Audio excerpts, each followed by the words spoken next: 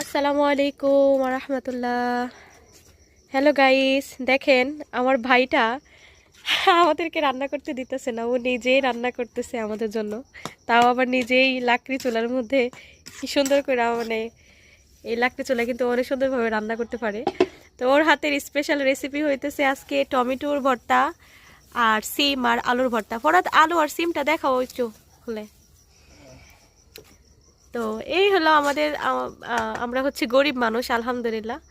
তো গ্রামের পরিবেশে আমরা এভাবেই রান্না করি সব সময়। তো তাই আমাদের ভাইটা আমাদেরকে হেল্প করতেছে, মানে ওর শখ করে রান্না করতেছে, বোনদেরকে খাওয়াইবো আর কি।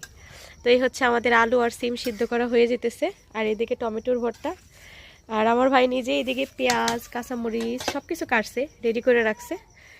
তো সবাই আমাদের ভিডিওটা ভালো করে শেয়ার করে দিবেন, আমাদের ইউটিউব চ্যানেলটাকে সাবস্ক্রাইব করে পাশে থাকবেন।